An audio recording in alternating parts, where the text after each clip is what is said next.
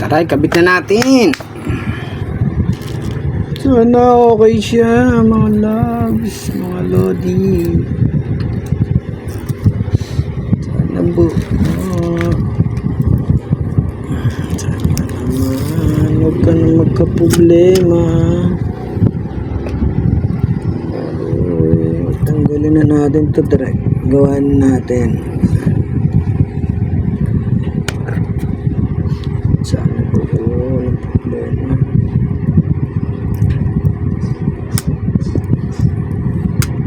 Yan po, ingat na ingat tayo. Ayaw natin nang magka-problema. Yan, konting ano lang po, dahan-dahan lang. Ay, nako po. Sana okay na. Ay, ganda pa naman ito. Ayan, okay na to. Ayan po, ingat na ingat ako. Tanggalin na rin natin to. Baka makalimutan. Ayan. Ingat na ingat po ako sa LCD. Chiriri, chiriri. Sana okay naman siya. Ayan po, dahan-dahan natin kinakabit. LCD.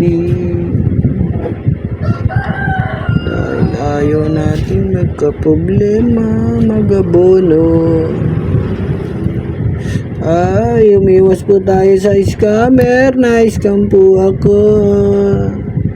Walang yung scammer na yan. Scammer na hacker. Nako, ano ba yan? Magtrabaho kayo ng maayos. Nako po, kahit magbote bakal kayo, matino pa trabaho ng bote bakal. Buisit kayo mga scammer kayo. Pati ako, wala na nga akong kinikita rito eh. Ako pa nagmukhang scammer, boys. Tawarin nawa po kayo. May gawa. Trabaho po kayo. Huwag po kayo nang i-scam.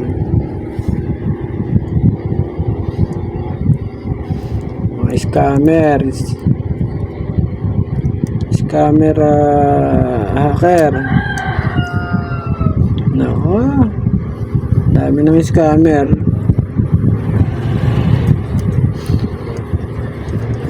saka hacker sa Pilipinas. Mga Pinoy pa scammer. Ayan. Saan nyo ba natututunan yan? Trabaho kayo, kaya nanluloko ng kapwa. Naku, bakal bote, magandang trabaho yan, matino, walang pang-aano sa kapwa. Eh kayo mga hacker scammer, wala, nanluloko kayo ng kapwa nyo. Ayan po, naka-ano na siya, salpak na siya. Ayun, iba yan natin. Ayan, iba natin, dahan-dahan lang. Ako po, dahan-dahan lang, umayos ka na. Ang haba ng LCD, ang haba nung ribbon. Ano ba yan? Nakakatakot. Ako po, ribbon, ang haba.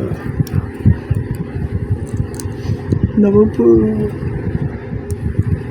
Ayan, nakikabit na po natin. Sana po maayos. Sana maayos. Walang problema. Ay, mga scammer kayo, hacker. Trabaho kayo. Hindi puro panluloko ng kapwa. Pati akong in-scam nyo. Ay, naku, ang tanggap ko sa aking is 200 pesos. Tapos in-scam nyo ako. Grabe kayo, 500 yung nadali sa akin. 540.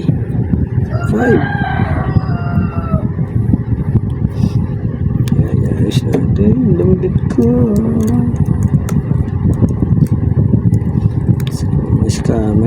Scammer hacker.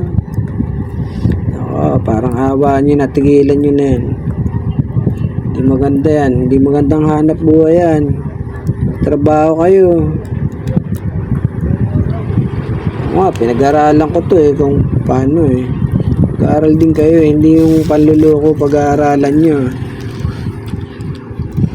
Bira kayo. Ako, 200 lang ang kita ko dito.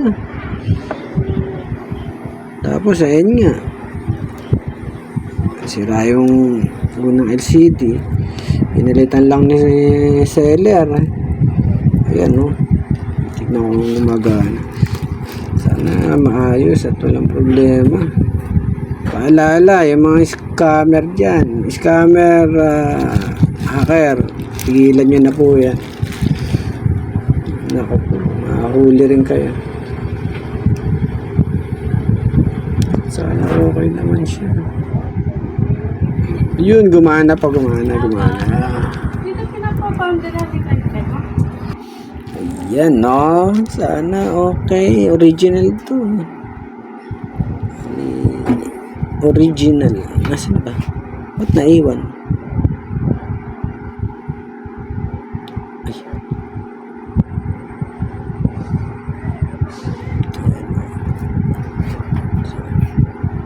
Wala na. Okay siya. Saan ba yung calling? Calling, Mr. Calling. Dapat meron ko sa labas. Dito. Yan tayo. Wala lang tunog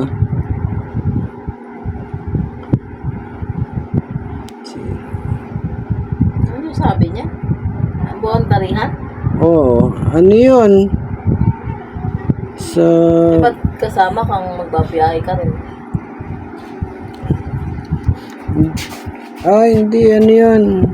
Sige, okay lang. Para okay na. Ano kaya maganda? Maidikit na o Ano ba nakatigil? didikitan natin ng tawag dito yung didikitan natin ng didikitan na kaya natin. Huwag muna kayo. Bakit? Baka may diferensya. Ay. Baka biglang magloko yung LCD. Try natin mo ni camera. Didikitan na natin ng pandikit para matibay o yung double adhesive. Kasi ang inaalala ko baka pagka naka na. Yay! Ito nyo nga. Magkaroon ng diferensya. Hindi ko alam kung pasok pa ito sa warranty.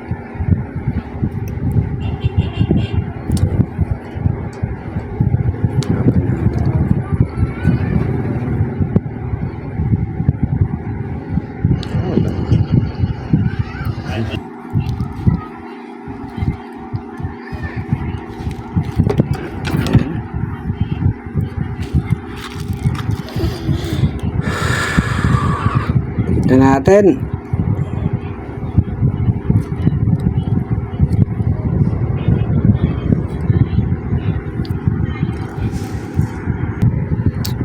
Ayan, okay. Charging. Ano ba? Kakabit ko na ba to? Ididikit ko na. Kasi naalala ko masira yung LCD. Pero original yung LCD natin. Maganda, malinaw. Ayan, Okay, dikitan natin. Seller, salamat sa inyong kabaitan. Pinalitan nyo ang aming parcel. Maraming salamat sa tiwala. Ingat kayo sa mga scammer. Thank you. At hacker.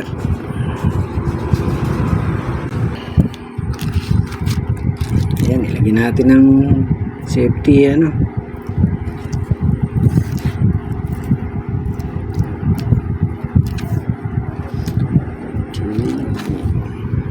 Isa pa. Isa pang Jollibee. Ay, sorry. Bawal pala yun. Okay na to. Sana ang LCD ay tumagal. Salamat sa seller nito. Ano ba pangalan ng seller ko? Lagay ko na lang sa description. Mga idol.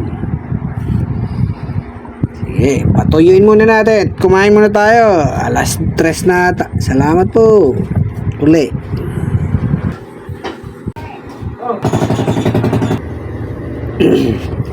Ayan, tanggalin na natin. Kabit na natin yung ano. Pwede na yan. Madikit na yan. After 2 hours. Ayan ang sabi ng ating mga idol.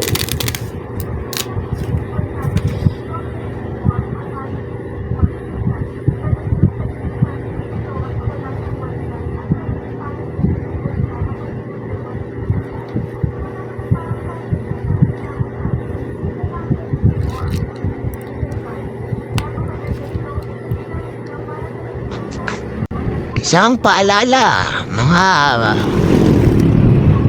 idol, mga boss. Mag-ingat po tayo sa hacker at scammer ngayong panahon na to. 2022. Laganap na po ang panghahack at mga scammer ngayong panahon na to. Kaya mag-ingat po tayo palagi. Ingat na ingat. Babala po mula kay Mr. Tech DIY na laging mag-ingat sa mga scammer at hacker. Sana po ay laging yung tatandahan na ang scammer at hacker ay nandyan lang at nag-aano ng pagkakataon na ma-hack o ma-scam kayo. Kaya palagi po kayo mag-ingat. Salamat po.